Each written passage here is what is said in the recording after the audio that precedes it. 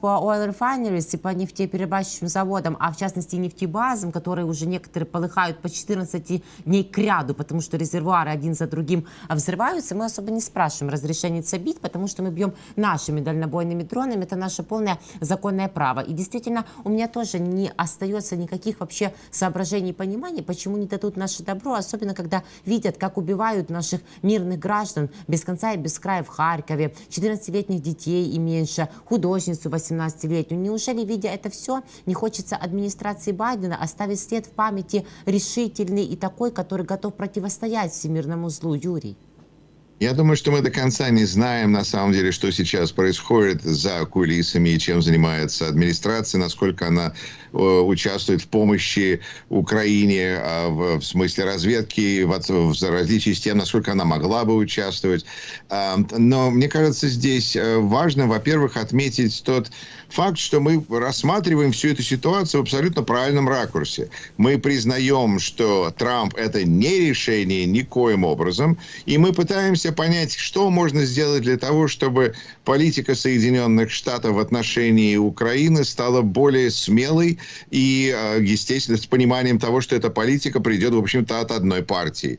И я не знаю, знаете, я смотрю, вот Уриэль говорит про цифры, что нельзя точно посчитать, но я просто думаю, что есть же официальное заявление, когда говорится, что мы передали Украине опять новый пакет помощи, и вот я пытаюсь навскидку вспомнить, сколько там было миллиардов с тех пор, как 60 миллиардов выделили. Конечно, не вся сумма, но мне кажется, наверное, от 5 до, возможно, 10 миллиардов, и это рассчитано ведь на какое-то же время, потому что если сейчас все это потратить, тогда что делать дальше? Опять ставить перед Конгрессом за запрос на 60 миллиардов или как?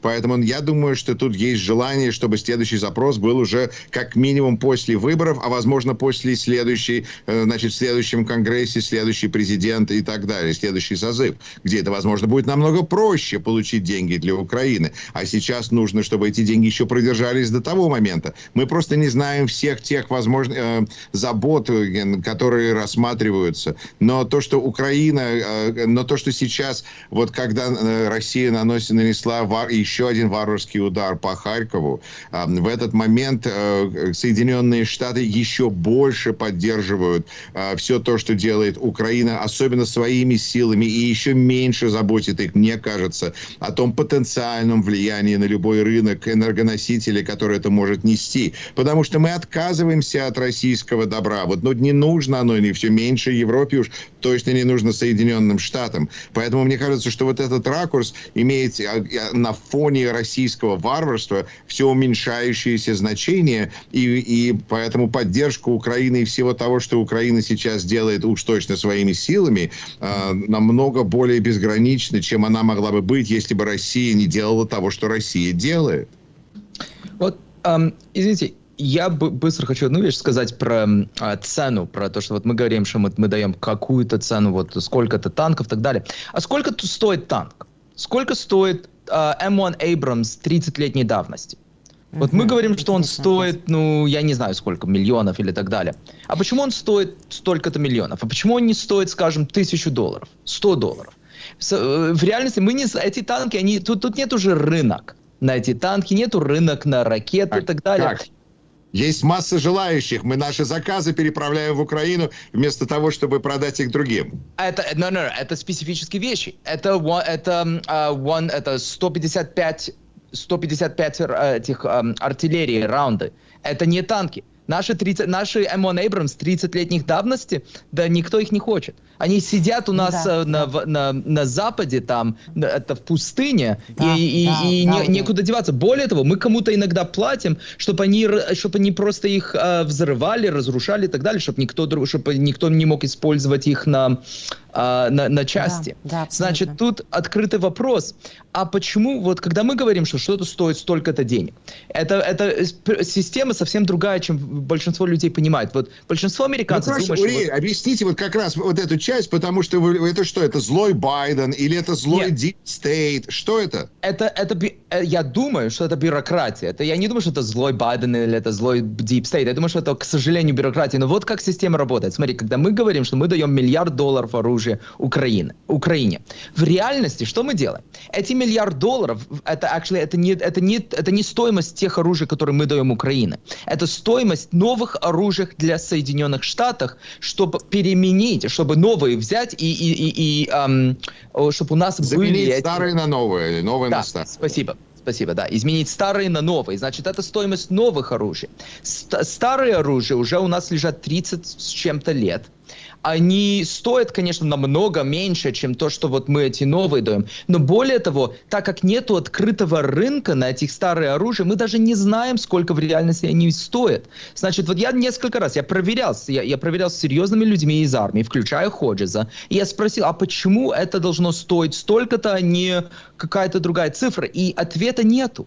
Это вот мы имеем полное право... Потому что я думаю, это вопрос все-таки себестоимости. Сколько стоит заменить такую штучку? Вот как раз абсолютно. Это вот в этом и проблема. Значит, когда мы поговорим американскому народу, что мы даем Украине $1 миллиард, в реальности мы не даем Украине $1 миллиард. Мы себе даем $1 миллиард, чтобы купить новое оружие для себя. А Украине мы даем старые оружия, которые, даже не всегда работают, честно. И это совсем нехорошо вот с точки зрения пиар. В Америке вот большинство американцев думают, что мы просто вам даем сколько-то $1 миллиардов, когда в реальности мы вам даем какую-то, 30% из этого, а остальные деньги это для нас, это чтобы покупить новое оружие для американцев.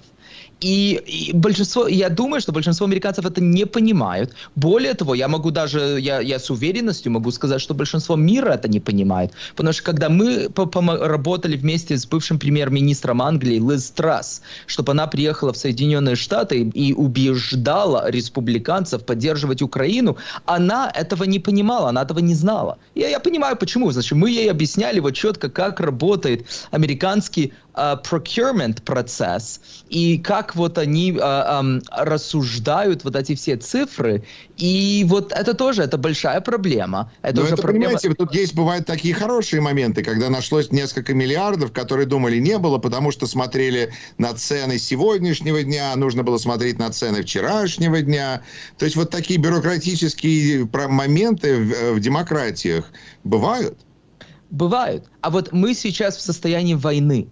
И, значит, это ответственность нашей администрации изменить эти бюрократические процессы. Я не думаю, что тут Байден, что он злой или плохой или так далее, но я думаю, что тут недостаточно креативности вот нашего правительства. Я думаю, что они все еще продолжают, вот как на английском говорится... Им эта идея еще в business as голову не usual. пришла, что танк стоит $5. Надо кому-то сказать. Новый, это старый танк, $5. Все, отдавай. В чем же проблема?